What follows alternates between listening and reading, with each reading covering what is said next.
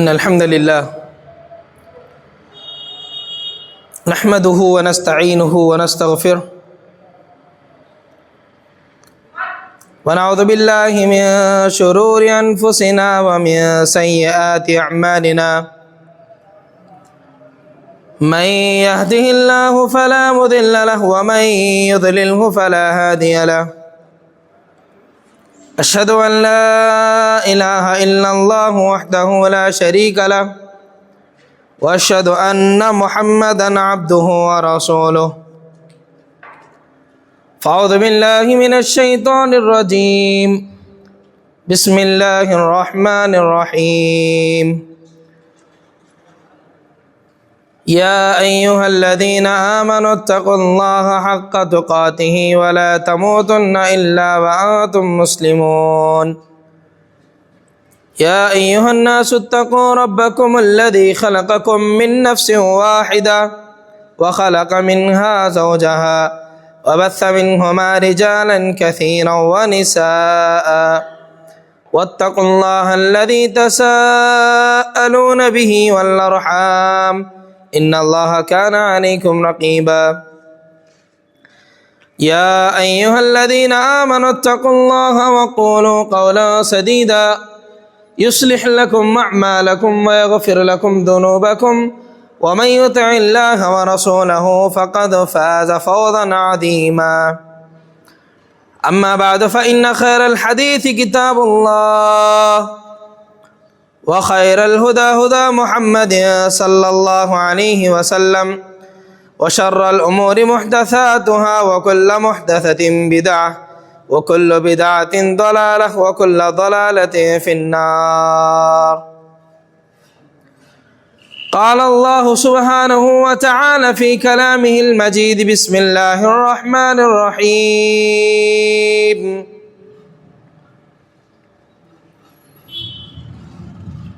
نزل به الروح الأمين على قلبك لتكون من المنذرين عن أبي هريرة رضي الله تعالى عنه قال قال رسول الله صلى الله عليه وسلم أكثروا ذكر هادم اللذات رواہ النسائی فی کتاب الجنائز۔ تمام قسم کی تعریف و توصیف، کبریائی و بڑائی، جاہ و جلال، شان و شوکت، بزرگی و برتری اس وحدہ لا شریک لہ کے لیے لائق و سزاوار ہے جو ہم تمام لوگوں کا خالق حقیقی اور معبود برحق ہے۔ بعدہ درود و سلامتی کا نزول ہو تمام انبیاء کرام علیہ السلام پر، بالخصوص میرے اور آپ کے آخری نبی تاجدار مدینہ آمینہ کے لال جناب محمد رسول اللہ صلی اللہ علیہ وسلم پر۔ اللہم صلی وسلم علی نبینا محمد صلی اللہ علیہ وسلم۔ حاضرین جمعہ، اللہ رب العالمین نے مجھے اور آپ کو ہمارے اس جسم کے اندر بہت سارے اعضاء کو اللہ رب العالمین نے رکھا ہے، جیسے ہاتھ ہے، پیر ہے، سر ہے، آنکھ ہے، کان ہے۔ لیکن اللہ رب العالمین نے ہمارے جسم میں ایک ایسا حصہ رکھا ہے، ایک ایسا ٹکڑا رکھا ہے جو ان تمام اعضاء کا ذمہ دار ہے، ان تمام اعضاء کا بادشاہ ہے۔ اگر وہ حصہ صحیح رہا تو سمجھو ہمارا پورا بدن صحیح ہے، اگر اس حصے کے اندر اگر خرابی آ گئی تو ہمارا پورا جسم بگڑ جائے گا، اور وہ کیا ہے؟ ہمارا دل ہے۔ اس کی مثال ویسے ہی ہے کہ جیسے ایک بادشاہ ہے، ایک مضبوط بادشاہ ہے، بہادر بادشاہ ہے، اخلاق والا ہے، چالاک بادشاہ ہے۔ اس کی فوج کتنی بھی کمزور کیوں نہ ہو، لیکن وہ بادشاہ بہادر چالاک ہونے کی وجہ سے وہ بادشاہ کبھی بھی اور کہیں بھی کامیاب ہو سکتا ہے۔ لیکن اسی کے بالمقابل ایک کمزور بادشاہ ہے، بزدل بادشاہ ہے، جس کے پاس نہ تو اخلاق ہے، جس کے پاس نہ تو سمجھداری ہے، جس کے پاس نہ تو ہمت ہے، اگر ایک ایسا بادشاہ ہے، اس کی فوج، اس کی قوم کتنی بھی مضبوط کیوں نہ ہو، ایسا بادشاہ کبھی کامیاب نہیں ہو سکتا۔ تو اسی لیے اللہ نے ہمارے اس جسم کے اندر جو دل کو رکھا ہے، اگر وہ صحیح سالم ہے تو ہمارے جسم کے سارے اعضاء صحیح سالم ہیں۔ اگر یہ دل بگڑ گیا تو ہمارے جسم کے اعضاء کتنے بھی خوبصورت اور کتنے بھی مضبوط کیوں نہ ہو، کوئی کام آنے والے نہیں ہیں۔ جی یہی وجہ ہے نبی صلی اللہ علیہ وسلم نے باقاعدہ اس کی طرف اشارہ کرتے ہوئے فرمایا کہ دل یہ بہت بڑی چیز ہے۔ اللہ نے انسان کے اندر جو دل رکھا ہے وہ بہت کمال کا ہے، اس کو سنبھال کے رکھنا۔ اگر اس کے اندر ذرے بھی کمی آ گئی، اگر بگاڑ اس کے اندر آ گیا تو تمہارا پورا جسم بگڑ جائے گا۔ دلیل حدیث مبارکہ، فقال النبی صلی اللہ علیہ وسلم الا وان فی الجسد مضغہ اذا صلحت صلح الجسد کلہ واذا فسدت فسد الجسد کلہ، رواہ البخاری فی کتاب الایمان۔ امام بخاری رحمۃ اللہ علیہ نے اس حدیث کو کتاب الایمان کے اندر لائے ہیں۔ نبی صلی اللہ علیہ وسلم فرماتے ہیں کہ الا وان فی الجسد مضغہ، نبی کہتے ہیں کہ لوگوں، اللہ نے تمہارے جسموں کے اندر ایک ٹکڑے کو رکھا ہے، اذا صلحت صلح الجسد کلہ، اگر وہ صحیح سالم ہے، جب تک وہ صحیح سالم ہے تمہارے پورے جسم کے اعضاء صحیح سالم ہیں۔ وَإِذَا فَسَدَتْ، اور جب وہ بگڑ گیا، وَإِذَا فَسَدَتْ فَسَدَ الْجَسَدُ كُلُّهُ، اگر اس ایک دل کے اندر، اس ایک ٹکڑے کے اندر بگاڑا گیا تو تمہارا پورا جسم بگڑ جائے گا۔ تو اسی لیے اس دل کی حفاظت کرنا یہ بہت ضروری ہے۔ اب اس دل کی قیمت کا اندازہ ایک اور چیز سے بھی ہم لگا سکتے ہیں۔ وہ کیسے؟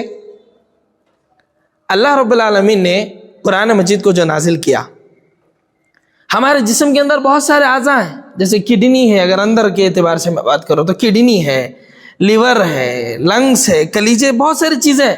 لیکن اللہ رب العالمین نے اس قرآن مجید کو اتارنے کے لیے جس چیز کو چنا وہ نبی صلی اللہ علیہ وسلم کا دل ہے۔ جی دلیل آیت کریمہ، اللہ نے فرمایا نزل به الروح الامین، اس قرآن کو ہم نے جس فرشتے کو دے کر کے بھیجا ہے وہ بڑا امانت دار فرشتہ اس کو لے کر کے نبی کے پاس آیا ہے۔ علی قلبک لتکون من المنذرین، اس کو ہم نے تمہارے دل پر نازل کیا تاکہ آپ لوگوں کو ڈرانے والوں میں سے بن جائیں۔ اس سے نکتہ کیا ملا؟ ہمارے جسم کے اندر اتنے سارے اعضاء ہونے کے بعد اللہ رب العالمین نے اس دل کو چنا، تو سمجھو اللہ رب العالمین کے نزدیک یہ دل کتنا اہم ہے۔ جی، اور دل کا اندازہ ہم ایک اور بات سے بھی لگا سکتے ہیں۔ وہ کیسے؟ کہ کل قیامت کے دن آدمی اس وقت تک کامیاب ہو ہی نہیں سکتا جب تک کہ اس کا دل سچا اور پاک نہ ہو جائے۔ جی دلیل آیت کریمہ، اللہ رب العالمین نے قرآن مجید کے اندر فرمایا یوم لا ينفع مال ولا بنون، کہ ایک ایسا بھی دن آئے گا کہ جس دن نہ تو تمہاری اولاد کام آئے گی نہ تمہارے مال کام آئے گی، اس دن کچھ کام آنے والا نہیں ہے۔ الا من اتى اللہ بقلب سلیم، سوائے اس کے کہ جو آدمی قلب سلیم لے کر کے رب کی بارگاہ میں حاضر ہو جائے۔ قلب سلیم سے کیا مراد ہے؟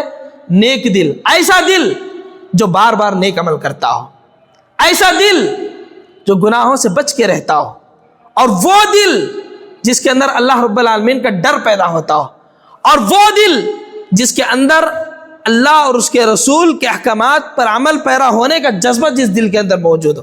اگر وہ دل لے کر کے رب کی بارگاہ میں جاتا ہے تو تب جا کر کے ایک بندہ کامیاب ہو سکتا ہے۔ بس خلاصۃ القول یہی ہے، یہ جو دل ہے یہ بہت اہم شے ہے، اس کی حفاظت کرنا یہ میری اور آپ کی ذمہ داری ہے۔ اب دیکھیں، the heart becomes sick in two way، دو طریقے سے انسان کا دل بیمار پڑتا ہے۔ ایک فزیکلی، جسمانی اعتبار سے، کیسے؟ جیسے ہارٹ فیلر ہے، ہارٹ اٹیک ہے، ہارٹ سٹروک ہے، نہ جانے سے قسم کی بیماریاں ہیں جسمانی اعتبار سے، فزیکلی۔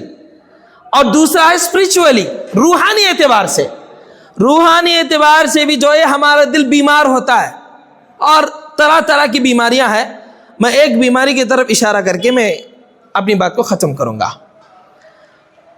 انسان روحانی اعتبار سے اس کے دل کو جو بیماریاں لاحق ہوتی ہیں وہ طرح طرح کے، اس میں سے ایک سب سے بڑی اور بری بیماری جو ہے وہ دل کا سخت ہو جانا ہے، دل کا پتھر بن جانا ہے۔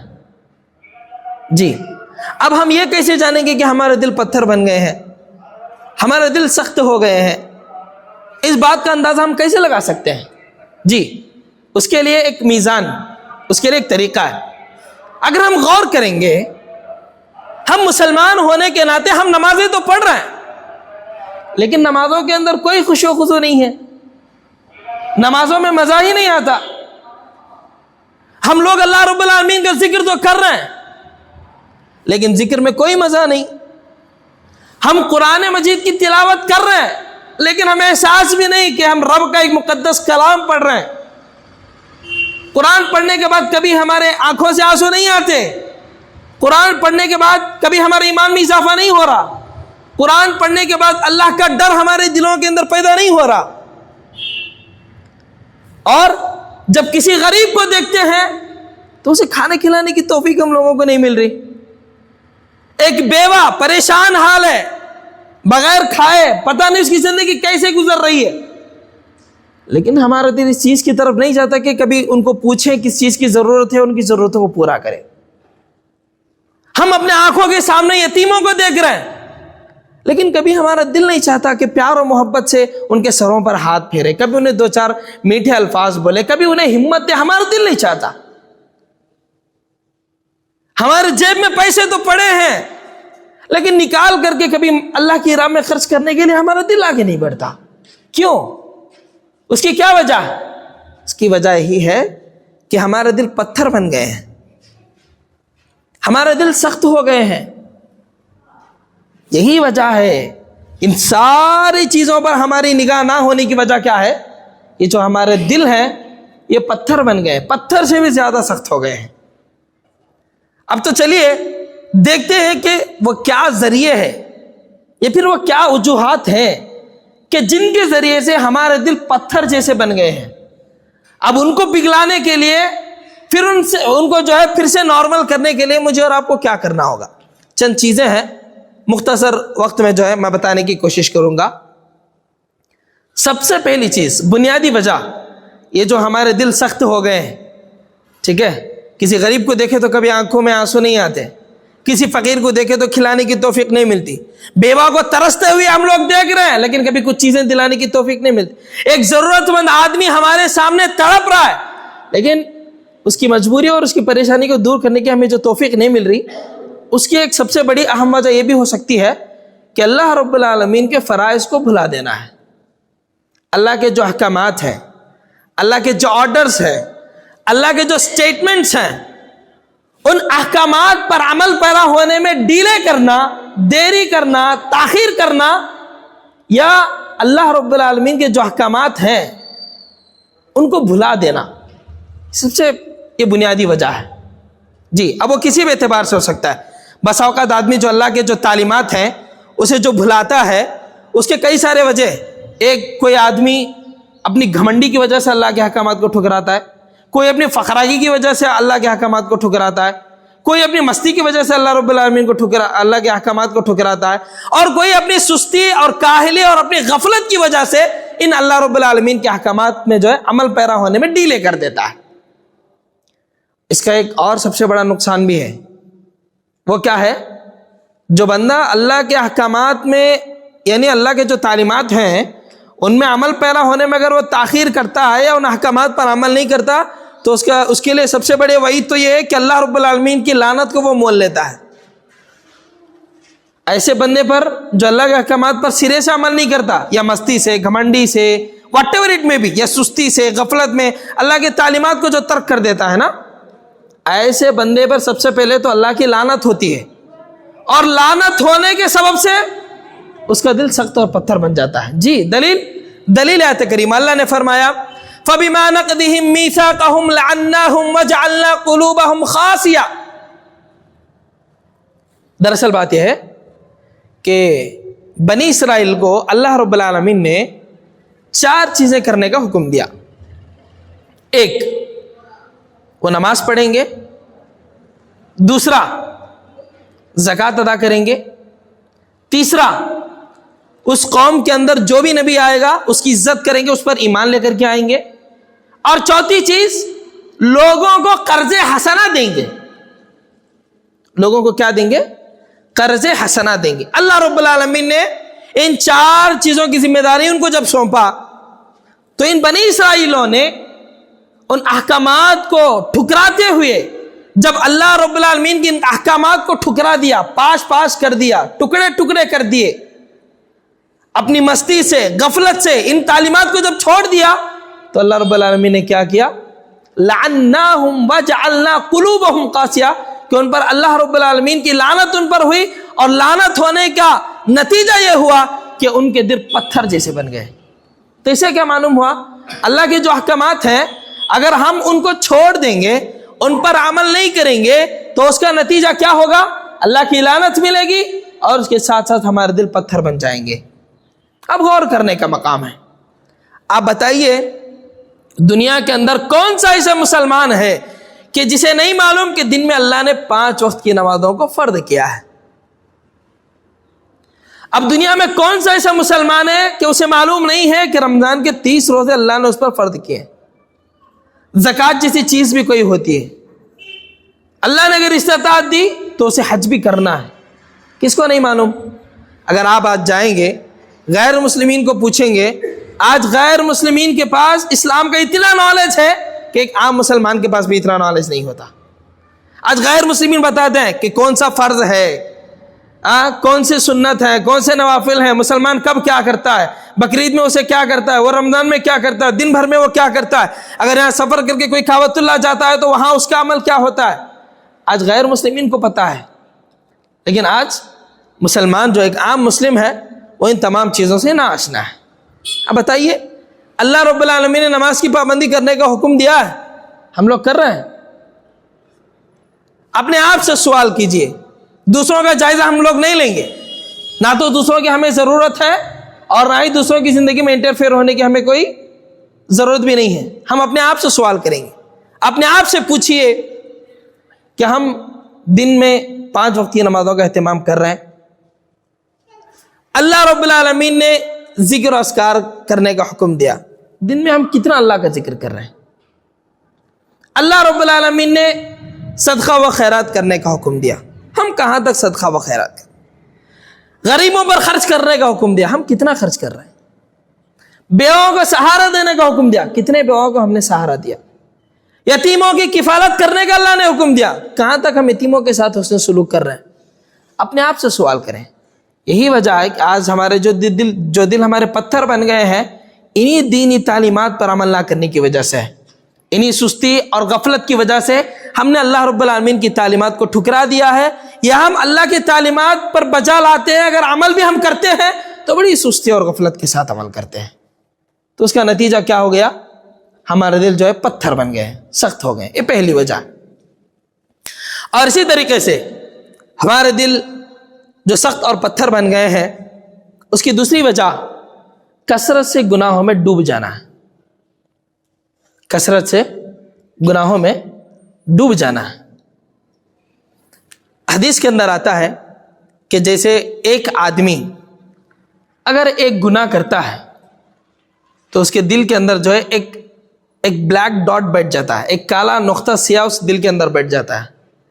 جیسے وہ پھر دوبارہ کرتا ہے گناہ تو پھر سے جو ہے ایک کالا نقطہ بیٹھ جاتا ہے، جب پھر کرتا ہے تو پھر بیٹھتا ہے. تو ایسے کرتے کرتے جس قدر وہ گناہوں میں ڈوب جائے گا اسی قدر اس کے دل کیا ہو جائے گا؟ کالا ہو جائے گا. پھر اس کے اندر نہ تو دین کی باتیں اندر جا سکتی ہیں اور نہ وہاں سے دین کی باتیں کوئی باہر آ سکتی. تو یہ مسئلہ ہوگا، کثرت سے گناہوں میں ڈوب جانا. اللہ رب العالمین نے قرآن مجید کے اندر فرمایا کَلَّا بَلْ رَانَ عَلَىٰ قُلُوبِهِمْ مَا كَانُوا يَكْسِبُونَ. یہ جو ان کے دل سخت ہو گئے ہیں، پتھر جیسے بن گئے ہیں، انہیں جو دین سمجھ میں نہیں آ رہا، اس کی وجہ کیا ہے؟ مَا كَانُوا يَكْسِبُونَ. جو کچھ انہوں نے برا عمل کیا ہے، انہوں نے جو کچھ برے کام کیے ہیں، گناہ کیے ہیں، اس کی وجہ سے ان کے دل سخت بن گئے ہیں، ان کے دلوں پر مہر لگا دی گئی ہے. جی کثرت سے گناہ کرنا یہ دل کے سخت ہونے کی علامت ہے. اپنے آپ سے پوچھیں کہ ہمارا دن کیسے گزر رہا ہے، رات کیسے گزر رہی ہے. दोपहर कैसे गुजरी। चलिए एक मुख्तसर सा जायजा हम लोग लेते हैं।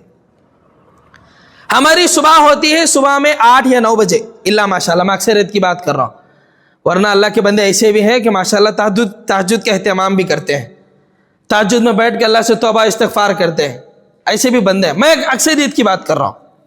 हमारी सुबह सवेरे, हमारी सुबह कैसे होती है? सुबह सुबह 8-9 बजे जैसे ही अपने चेहरे से बिस्तर हटाते हैं तो सूरज की किरणें हमारे चेहरे पर पड़ती हैं। अब इसमें क्या होगा? एक तो सुबह की नमाज चली गई, जिक्र अस्कार चले गए, कुरान मस्जिद पढ़ने का मौका नहीं मिला। ऐसे वैसे करके 8-9 बजे उठे और सीधा अपने बिजनेस के अपने काम करने के लिए चले गए अपने धंधे के अंदर बैठे। दिन भर बंदा बैठा रहा लेकिन धंधे के अंदर कोई मुनाफा नहीं। और ये कैसे पॉसिबल हो सकता है कि जब सुबह सवेरे बंदा सुबह की नमाज नहीं पढ़ा, अल्लाह का जिक्र नहीं करा, कुरान मजीद की तिलावत नहीं करा, लेकिन सुबह सवेरे उठा 8-9 बजे, लेकिन जैसे ही जाकर के अपने कारोबार में बैठा तो कस्टमर के ढेर लगना शुरू हो जाए। Is it possible? हो सकता है ऐसा? कभी नहीं हो सकता। हमने दरख्त लगाया ही नहीं, पानी डाला ही नहीं, तो फिर वहां से खजूर का दरख्त कैसे उठ सकता है? पॉसिबल है? कभी ऐसा नहीं हो सकता। हम लोग सुबह सवेरे उठ रहे हैं 8-9 बजे, सुबह में सूरज आकर के उठा रहा है कि भाई साहब उठ जाओ, सूरज मैं निकल चुका हूं, अभी सोने का वक्त नहीं है। अब दिन भर हम लोग बैठे, कारोबार में तो छोटे मोटे झूठ बोलते ही अपनी जुबान से निकल ही जाता है और दिन भर हमारा ऐसे ही निकल जाता है। और जैसे ही शाम हो गई, शाम का टाइम जो है अपने दोस्तों के साथ स्पेंड किए, ऐसे वैसे करके जब रात में फिर दोबारा घर लौटे, फिर दोबारा हम जो है सोशल मीडिया से जुड़ गए, वहाँ क्या हुआ, यहाँ क्या हुआ, मोबाइल देखते देखते वैसे ही सो गए। न वज़ू का एहतमाम, न सोते सोते दुआएं पढ़ने का एहतमाम, न चंद सूरे पढ़ने का एहतमाम, न अल्लाह का जिक्र करने का एहतमाम, न तौबा इस्तिग़फ़ार करने का एहतमाम। जब हमारी दिन रात ऐसे गुजरेगी, बताओ हमारा दिल कभी नरम हो सकता है? कभी गरीबों को देखने के बाद हमारे आंखों में आंसू आ सकते हैं? पूरा दिन जब हमारा ऐसा गुजरे, गुनाहों में गुजरे, दिन भर हम गुनाहों में डूब गए, लेकिन नहीं, फिर भी हम क्या चाहते हैं? हमारा दिल नरम हो, लोग हमारे करीब आए, लोग हमें समझें, लोग हमें खैर का समझें। ये कैसे हो सकता है? और इसी तरीके से तीसरी चीज जो हमारे दिल पत्थर बन गए हैं, वो अल्लाह रब्बुल आलमीन के जिक्र से गाफिल हो जाना है। अल्लाह रब्बुल आलमीन के जिक्र से गाफिल हो जाना, ये बहुत बड़ी चीज़ है। और बाकायदा नबी सल्लल्लाहु अलैहि वसल्लम ने इस जिक्र अस्कार को, यानी जो बंदा जिक्र करता है और एक बंदा जो जिक्र नहीं करता, उसे नबी सल्लल्लाहु अलैहि वसल्लम ने जिंदे और मुर्दे से ताबीर किया है। जी, दलील हदीस मुबारक अन अबी मूसा रज़ियल्लाहु तआला अन्हु क़ाल रसूलुल्लाह सल्लल्लाहु अलैहि वसल्लम मसलुल लज़ी यज़कुरु रब्बहु वल्लज़ी ला यज़कुरु रब्बहु मसलुल हय्य वल मय्यित। रवाहुल बुखारी फी किताब दावत। इमाम बुखारी रहमतुल्लाहि अलैह ने इस हदीस को किताब दावत के अंदर लाए हैं। रावी हदीस अबू मूसा है, कहते हैं कि नबी सल्लल्लाहु अलैहि वसल्लम ने फरमाया कि मसलुल लज़ी यज़कुरु रब्बहु, जो बंदा अल्लाह का जिक्र करता है और जो बंदा अल्लाह का जिक्र नहीं करता, उनकी मिसाल कैसी है? मसलुल हय्य वल मय्यित, उन दोनों की मिसाल जिंदे और मुर्दे की तरह। जो बंदा अल्लाह का जिक्र करता है तो समझो वो बंदा जिंदा है, जो अल्लाह का जिक्र नहीं करता, ऐसा बंदा जिंदा होने के बावजूद भी वो मुर्दा है।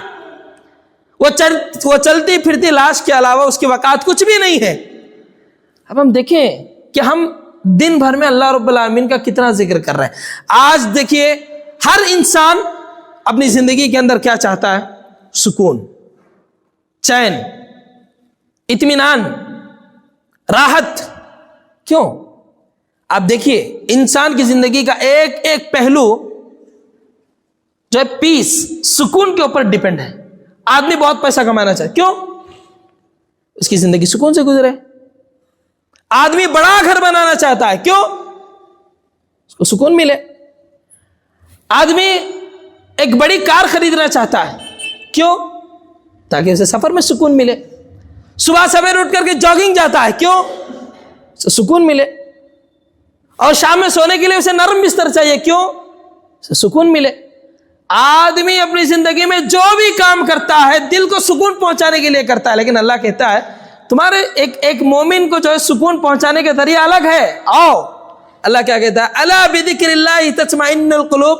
ایک مومن کا دل جو راحت اور سکون پاتا ہے وہ اللہ رب العالمین کے ذکر سے سکون حاصل کرتا ہے. لوگ کیا کر رہے ہیں؟ اب ہم کیا سمجھتے ہیں, اگر ہمارے پاس پیسہ ہے تو سمجھو زندگی میں سکون ہی سکون. نہیں, دنیا کے اندر سب سے زیادہ اگر کوئی پریشان حال ہے تو وہ مالدار ہے. ان کے پاس پیسہ ہے, گاڑیاں ہیں, بنگلہ ہے, لیکن راتوں میں نیند نہیں آتی. سونے کے لیے انجیکشن لگانے پڑتے ہیں, رات میں سونے کے لیے نیند کی ٹیبلٹ کھانی پڑتی ہے, اور سو بھی جاتے ہیں تو 2 گھنٹے سے زیادہ سو نہیں پاتے. بتاؤ کیا پیسہ انسان کو سکون دے سکتا ہے؟ کبھی نہیں. اللہ کہتا ہے کہ میرا ذکر کرو, میرے ذکر کے اندر تمہارے دلوں کی اطمینان ہے, سکون ہے. ہم لوگ کیا اللہ ماشاء اللہ جن کو نمازوں کی توفیق ملتی وہ آئے, امام صاحب سلام پھیرتے پھیرتے بھاگ جانے کے پیچھے لگے رہتے ہیں. ایک بندہ جب مسجد کو آ رہا ہے, نماز پڑھ رہا ہے, نماز پڑھنے کے بعد بھی جب اسے ذکر و اذکار کی توفیق نہیں ملتی تو سمجھو ان بندوں کا کیا حال ہوگا جو نماز کو آتے ہی نہیں.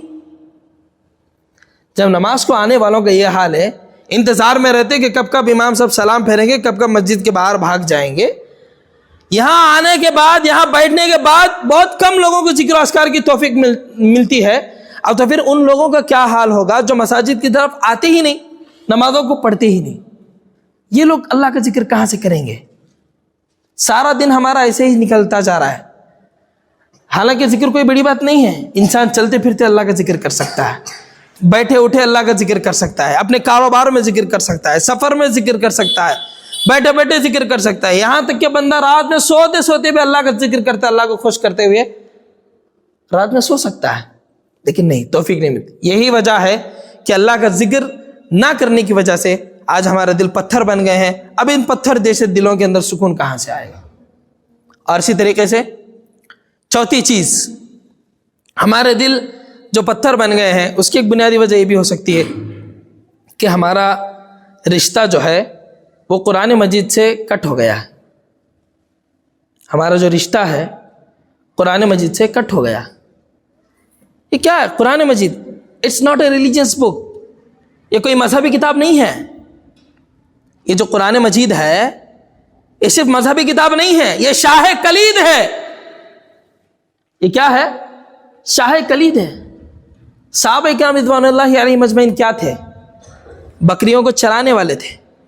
لیکن جیسے ہی ان کی زندگیوں کے اندر قرآن مجید آیا, انہوں نے قرآن مجید کو لازم پکڑا, تو قرآن مجید نے ان کا ذکر اور ان کا تذکرہ اتنا بلند کیا کہ قیامت تک آنے والے لوگ صحابہ کرام کو یاد کرتے رہیں گے. جی, یہ قرآن کی برکت ہے. اگر آپ زمانے قدیم میں دیکھیں گے, دنیا کے اندر آج یہ جو ٹیکنالوجی پھیلی ہوئی ہے وہ محض قرآن کی وجہ سے ہے. جی, قرآن کے اندر اللہ نے ایسے ایسے علوم اور فنون کو رکھا ہے کہ ابھی وہاں تک جو ہے سائنٹسٹ ابھی پہنچا نہیں ہے, وہاں تک ابھی سائنس پہنچی نہیں ہے. جی, اور بہت سارے علوم ایسے چھپے ہیں اور بہت ساری چیزیں ایسی چھپی ہیں کہ وہاں تک ابھی سائنٹسٹوں کی نظر گئی بھی نہیں. وہاں تک قرآن مجید بات کرتا ہے. شاہ کلید ہے. ایک مومن کی زندگی کا راز اس میں بتایا گیا, ایک مومن کی زندگی کی کامیابی اس کے اندر چھپی ہے. لیکن آج ہم لوگ کیا کر دیے, اس قرآن کو صرف ایک مذہبی کتاب بنا کر کے رکھ دیے. اس نمازوں میں پڑھیں گے, کوئی مرا تو اسے پڑھ کے بخشوا دیں گے. ہمارے ابا کے نام پہ 10 قرآن بٹوا دیے, ہمارے دادا کے نام سے 100 قرآن لوگوں میں بانٹ دیے. اور کبھی قرآن مجید پڑھنے کی ہم لوگوں کو توفیق ملی کہ اللہ نے قرآن مجید کے اندر کیا بیان فرمایا ہے. اور یہ قرآن مجید جو ہے انسان کے دلوں کی جو بیماری ہے اس کا علاج ہے. اللہ نے فرمایا یا ایھا الناس قد جاءتکم موعظۃ من ربکم وشفاء لما فی الصدور. یہ جو قرآن مجید ہے, جو تمہارے اندر, تمہارے جسم کے اندر جو دل ہے, اس کی بیماریوں کا علاج قرآن مجید ہے. اب ہم قرآن مجید نہیں پڑھیں گے تو ہمارے دل کی اصلاح کہاں سے ہوگی؟ ہمارے دل کی بیماری کہاں سے دور ہوگی؟ نہیں ہو سکتی. یہ آپ اپنے آپ سے سوال کیجئے, کتنے ایسے حضرات ہیں کہ جن کو ڈھنگ سے قرآن مجید پڑھنا آتا ہے؟ کیوں قرآن مجید پڑھنا ضروری نہیں؟ کیا ہم لوگ میتھس, فزکس, کیمسٹری ہم اپنے ماں کے پیٹ سے سیکھ کے آئے تھے؟ نہیں. جیسے جیسے ہم لوگ بڑے ہوئے اس کے اندر انٹرسٹ بڑھتا گیا, ہم نے دنیا کی ساری چیزیں سیکھ لی. ہمیں سب کچھ چاہیے سوائے دین کے, ہمیں سب کچھ چاہیے سوائے اللہ رسول کے, ہمیں سب کچھ چاہیے سوائے قرآن کے. کیسے ایک مومن کیسے کامیاب ہو سکتا ہے؟ اس کی کامیابی کے راز قرآن مجید کے اندر ہے. بہت کم ایسے لوگ ہیں جن کو ڈھنگ سے قرآن مجید پڑھنا آتا. آپ اپنے آپ سے پوچھئے کہ وہ آخری مرتبہ کون سا تھا کہ جب ہم نے قرآن مجید کو اپنے ہاتھوں سے اٹھایا ہے؟ جیسے رمضان چلا گیا تو قرآن کو بند کر کے رکھ دیے, اب پھر دوبارہ آ رہا ہے تو پھر قرآن مجید کو جو ہے نکال کر کے اس پہ جو دھول وغیرہ جمی رہتی ہے اس کو پوچھ کر کے سینے سے لگا کر کے پھر سے جو ہے نکال کر کے ہم پڑھنے کے لیے بیٹھتے ہیں. کیا رمضان صرف قرآن مجید رمضان کے لیے آیا ہے؟ ایسا نہیں. قرآن مجید کی ایک صفت کیا ہے؟ جتنا ہم اس کو پڑھیں گے قرآن مجید کو اتنا ہی ہمارے ایمان کے اندر اضافہ ہوتا جائے گا. جی دلیل آیت کریمہ اللہ نے فرمایا انما المؤمنون الذین اذا ذکر اللہ وجلت قلوبہم. جب مومنوں کے سامنے اللہ کا نام لیا جاتا ہے تو اس اللہ کے نام کی وجہ سے, اس کی خشیت کی وجہ سے ایک مومن کا دل جو ہے وہ کانپ اٹھتا ہے. وَإِذَا تُلِيَتْ عَلَيْهِمْ آيَاتُهُ زَادَتْهُمْ ایمانا. جب اس کے سامنے قرآن پڑھا جاتا ہے, اس کی آیتوں کی تلاوت ہوتی ہے تو اس کے ایمان میں اضافہ ہوتا ہے, اس کا ایمان بڑھ جاتا ہے. آپ غور کیجئے, رمضان کے اندر پورا قرآن مجید ہم لوگ سنتے ہیں, ٹھیک ہے, پورا قرآن مجید. جیسے اگر ہم نمازوں میں آئیں, صبح میں, مغرب میں, عشاء میں, جہری نمازوں کے اندر ہم قرآن مجید سن رہے ہیں. اب اپنے آپ سے سوال کیجئے, اتنا قرآن سننے کے بعد کبھی ایک رائی کے دانے کے برابر ہمارے ایمان میں اضافہ ہوا؟ رمضان کے اندر ہم پورا قرآن سن رہے ہیں لیکن نہیں معلوم کہ کہاں جہنم کا تذکرہ آ رہا ہے, کہاں جنت کا تذکرہ آ رہا ہے, اللہ کہاں صحابہ اکرام کی تعریف کر رہا ہے, کہاں جنت کی خوشخبریاں دی جا رہی ہیں, کہاں خبر کا عذاب بیان ہو رہا ہے, کہاں میدان محشر کی ہولناکیوں کو بیان کیا جا رہا ہے. کوئی اندازہ نہیں. کھڑے رکعت بنے, نیند میں چلے گئے, کوئی نماز میں کھڑ کے ٹائم دیکھ رہا, اور کبھی انتظار میں کیا لمبا پڑھاتے جی مولوی صاحب, کہاں تو بھی بس ہو گیا. یہ فکر لے کر کے ہم تراویح کا اہتمام کرتے ہیں. یہ قرآن مجید سے ہمارا تعلق ہے. آج مسلمان پوری دنیا کے اندر جو ذلیل و خوار ہے وہ محض قرآن کو چھوڑنے کی وجہ سے. یاد رکھیے کہ جب تک ہم قرآن کو لازم نہیں پکڑیں گے دنیا کے اندر ہم کبھی کامیاب نہیں ہو سکتے. اور یہ ہمارے دلوں کے لیے علاج ہے, سکون ہے. تو اسی لیے کیا ہے, نہیں پڑھنا آتا تو کوئی بڑی بات نہیں. قرآن مجید کب نازل ہوا؟ نبی صلی اللہ علیہ وسلم کو نبی بنانے کے بعد آپ پر قرآن مجید نازل ہوا. اور آپ کو نبی کب بنایا گیا؟ 40 سال کی عمر میں. جب قرآن مجید نازل ہوا تو اس وقت نبی صلی اللہ علیہ وسلم کی عمر کتنی تھی؟ 40 ایئرس, 40 سال. اب ہماری 30, 35, it's not a big age. یہ کوئی بڑی بات نہیں ہے. قرآن پڑھنے کے لیے نو ایج لمٹ نہیں ہے, اس کے لیے کوئی ایج لمٹ نہیں. ایک بچہ بھی پڑھ سکتا ہے, بوڑھا بھی پڑھ سکتا ہے, نوجوان بھی پڑھ سکتا ہے, ادھیڑ عمر بھی پڑھ سکتا ہے. ہاں, لیکن دل میں احساس ہونے کی ضرورت ہے. قرآن کے لیے کوئی ایج نہیں, کوئی بھی پڑھ سکتا ہے, کہیں پر بھی پڑھ سکتا ہے. تو اسی لیے کیا ہے, اپنا تعلق قرآن مجید سے جوڑنے کی کوشش کریں. یہ شاہ کلید ہے, اس کا استعمال کرتے ہوئے دنیا کا ہر دروازہ ہم کھول سکتے ہیں. اب اسی کو چھوڑ کر کے ایک مسلمان کامیاب ہونے کی کوشش کر رہا ہے, ہاؤ اٹس پاسبل؟ نہیں ہو سکتا. تو اسی لیے اپنے آپ کو قرآن مجید سے جوڑنے کی ضرورت ہے. اگر پڑھنا نہیں آتا تو سیکھنے کی ضرورت ہے. جو حضرات پڑھتے ہیں تو اسے تجوید کے ساتھ اور اچھا پڑھنے کی ضرورت ہے. اور قرآن مجید کے اندر غور و فکر نہ کرنا یہ دلوں پہ تالے پڑ جانے کی دلیل ہے. اللہ نے کیا فرمایا, افلا یتدبرون القرآن. یہ مومنوں کو کیا ہو گیا کہ قرآن مجید کے اندر غور و فکر نہیں کرتے؟ ان مومنوں کو کیا ہو گیا کہ قرآن مجید کے اندر دیکھتے نہیں کہ اللہ کے کیا احکامات ہیں؟ ام علی قلوب اقفالها, یا ان کے دلوں پر تالے پڑ گئے. تو گویا قرآن مجید کا سمجھ میں نہ آنا یا قرآن مجید کو سمجھنے کی توفیق نہ ملنا یہ دلوں پہ تالے پڑنے کی دلیل ہے. سوچو ہمارے دل کتنے پتھر بن گئے, کتنے سخت ہم لوگ ہو رہے ہیں. ہمارے دلوں پہ تالے پڑ گئے ہیں, اسے کھولنے کی ضرورت ہے. تو اسے کیا کرنا ہوگا؟ قرآن مجید سے اپنے رشتہ مضبوط کرنا ہوگا. اور ایک آخری بات بتا کر کے میں اپنی بات ختم کروں گا. ہمارے دل جو سخت ہو گئے ہیں اس کو نرم کرنے کی جو ہے ایک وجہ اور یا ایک سبب یہ بھی ہو سکتا ہے کہ ہم کثرت سے موت کو یاد کریں اور قبرستان کا زیارت کرتے رہیں. موت ایک ایسی چیز ہے, ہمیں معلوم ہے, سب کو جانا ہے, اس سے کوئی بچنے والا تو نہیں. نہ تو اس سے مالدار بچ سکتا ہے, نہ خوبصورت بچ سکتا ہے, نہ نوجوان بچ سکتا ہے, کوئی نہیں بچ سکتا. جم کو جانے والا بھی وہیں جائے گا, نمازی بھی وہیں جائے گا, بے نمازی بھی وہیں جائے گا, بچہ بوڑھا مرد عورت سب کو جانا ہے, ہمیں معلوم ہے. لیکن ذری ہماری نادانی تو دیکھیے. ہمیں معلوم ہے کہ ہم بھی مرنا ہے, ہمیں بھی مرنا ہے, ہمیں بھی دنیا کو چھوڑ کر کے جانا ہے, لیکن پھر بھی ہم اس دنیا کے پیچھے جو ہے دل لگائے ہوئے اور اسی کے پیچھے ہم لوگ بھاگ رہے ہیں. کتنی نادانی ہماری ہے نہیں. ہمیں معلوم ہے کہ ہم بھی مریں گے, ایک وقت آئے گا ہمیں بھی کفن پہنائیں گے, ایک وقت آئے گا ہم نہائیں گے نہیں, ہمیں نہلائیں گے, ہم مسجد کو آئیں گے نہیں, ہمیں لے کر کے آیا جائے گا, ہماری نماز پڑھی جائے گی, ہمیں معلوم ہے. لیکن ذرا ہماری غفلت اور نادانی تو دیکھو کہ اسی موت کو چھوڑ کر کے, اسی کو بھول کر کے ہم لوگ دنیاوی زندگی میں مگن ہو گئے. اسی لیے نبی نے فرمایا ایک چیز ایسی ہے کہ اگر اس چیز کو تم یاد کرو تمہارے ہوش اڑا دے گی, تمہارے لذتوں کو ختم کر دے گی, تمہارے خواہشات کو کچیل کے رکھ دے گی, تمہارے خواہشات کو روند کے رکھ دے گی. وہ کیا ہے؟ موت ہے. جی دلیل حدیث مبارکہ. عن ابی ہریرہ رضی اللہ تعالی عنہ قال قال رسول اللہ صلی اللہ علیہ وسلم اکثروا ذکر هذه اللذات رواہ النسائی فی کتاب الجنائز.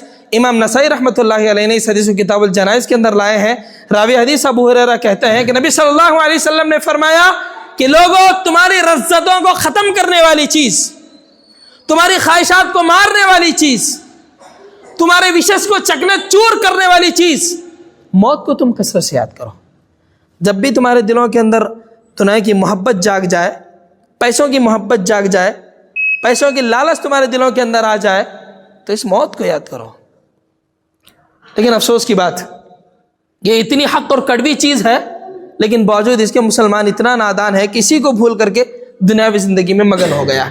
اور ایک چیز میں نے بتایا کہ قبرستان کا زیارت کرنا چاہیے. بار بار جب ہم قبرستان کو جائیں گے تو جب قبروں کو دیکھیں گے تو ہمیں موت کی یاد آئے گی کہ ہمیں بھی مرنا ہے, یہاں آنا ہے. یہاں ان ویران وادیوں میں ہم لوگوں کو چھوڑ کر کے لوگ چلے جائیں گے, یہاں آ کر کے ہم لوگوں کو بھی دفن ہونا ہے. اس جگہ سے جو ہے انسان عبرت حاصل کرتا ہے. ورنہ پھر قبرستان زیارت کرنے کا اس کا مطلب یہ نہیں کہ وہاں جا کر کے سجدے کریں گے, دعائیں کریں گے, ان سے ہماری حاجتوں کو سامنے رکھیں گے, یہ مطلب نہیں. قبر کا زیارت کرنے کی اس کی نیت کیا ہونی چاہیے؟ ہم جا کر کے دیکھیں گے تو ہم اپنی موت کو یاد کریں گے, ہماری اصلاح ہوگی, دنیا کی جو خواہشات ہے وہ خواہشات مر جائیں گے, دنیا کی محبت مر جائے گی. اس غرض سے ہم لوگوں کو قبرستان جانا چاہیے. لیکن افسوس کی بات, آپ نے بھی کئی سارے جنازوں کے اندر شریک ہوئے ہوں گے تدفین کے وقت میں. اب دیکھے ہوں گے وہاں بہت سارے حضرات, آپ نے تدفین کے وقت دیکھا ہوگا کہ بہت سارے حضرات ادھر تدفین کی کاروائی ہوتی ہے, ادھر لوگ ہنستے ہوئے کھڑے رہتے ہیں. آپ نے اپنی زندگی کے اندر بھی دیکھا ہوگا بہت سارے ایسے لوگ ہوتے ہیں, ادھر تدفین کی کاروائی چل رہی ہے, ادھر لوگ ہنستے ہوئے مذاق مشکری کرتے ہوئے کھڑے ہیں. آپ نے بھی اپنی زندگی کے اندر دیکھا ہوگا ایسے بہت سارے لوگ ہیں. آپ مجھے بتائیے, قبرستان کو دیکھنے کے بعد وہ جگہ ہے کہ جہاں سے خوشیاں اڑ جاتی ہیں, انسان کے آنکھوں سے آنسو آ جاتے ہیں. اگر وہاں بھی اگر ہم لوگ کھڑ کے اگر مسکرا رہے ہیں تو سمجھیے کہ ہمارے دل کتنے مر گئے, کتنے بے حس ہم لوگ ہو گئے, ہمارا دل مر گیا ہے. ایک ایسی جگہ, وہاں رونے کی جگہ ہے, گڑ گڑانے کی جگہ ہے, اپنی آخرت کو یاد کرنے کی جگہ ہے. لیکن ایسے جگہ میں کھڑ کر کے ہم لوگ مذاق کرتے ہیں, مشکری کرتے ہیں, مسکراتے ہوئے ایک دوسرے سے بات کرتے ہیں. ہم کہاں کھڑے ہیں, کس جگہ میں کھڑے ہیں, ہم لوگوں کو کوئی احساس نہیں. اور حد کی بات تو یہ ہے کہ لوگ قبرستان میں کھڑ کر کے بزنس کی بات کرتے ہیں. وہ پلاٹ کتنے میں گیا, یہ پلاٹ کتنے میں گیا, وہ بلڈنگ کتنے میں بکی, یہ بلڈنگ کتنے میں ہے, اور وہاں پر جو روڈ آ رہا ہے اس کے کٹنگ کے اندر وہاں کتنے پلاٹس آئیں گے, وہاں کتنے پلاٹس جائیں گے. قبرستان کوئی تجارت کی جگہ ہے, کوئی بزنس کی جگہ ہے. ایسی جگہ میں کھڑ کر کے لوگ بزنس کرتے ہیں. حالانکہ اس کے سامنے موجود ہے کہ 3/7 کی جگہ اس کی پرماننٹ پلاٹ وہاں پر موجود ہے, لیکن باوجود اس کے وہ باہر کے پلاٹس کے بارے میں تذکرہ کرتا ہے. اور حد کی بات تو یہ ہے کہ لوگوں نے وہاں بھی رشتے جوڑنا نہیں چھوڑے. کیا بھائی فلاں جگہ دیکھ کے آئے تھے, کیا ہوا تمہارے بچے کا, فلاں ایک بچی کو دیکھ کے آئے تھے, کیا ہو گیا. قبرستان کوئی ڈیلنگ کی جگہ ہے, کوئی رشتے جوڑنے کی جگہ ہے. تو سوچو ہم لوگ قبرستان میں کھڑ کے مسکرا رہے ہیں, قبرستان میں کھڑ کے بزنس کی بات ہو رہی ہے, وہاں رشتے جوڑنے کی بات ہو رہی ہے, تو ہمارے دل کتنے سخت ہو گئے, ہم لوگ کتنے بے حس ہو گئے کہ ہمارے دل کتنے مر گئے ہیں. ان کو دوبارہ زندہ کرنے کی ضرورت ہے, ان کے اندر ایمانی حرارت کو دوبارہ لانے کی ضرورت ہے, غور و فکر کرنے کی ضرورت ہے کہ دوبارہ اپنے اس دل کو تازہ کریں, اپنے اس دل کے اندر اللہ کی خشیت کو لائیں.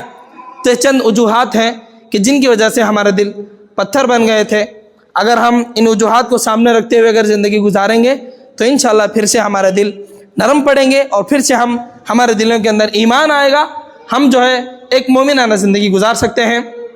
رب العالمین سے دعا ہے کہ اللہ رب العالمین ہم تمام لوگوں کو جو ہے جب تک زندہ رکھے کتاب اللہ و سنت رسول کے مطابق زندگی گزارنے والا بنائے، اور جب ہم مر جائیں تو اللہ رب العالمین کلمہ توحید کو ہماری زبانوں پر جاری فرمائے۔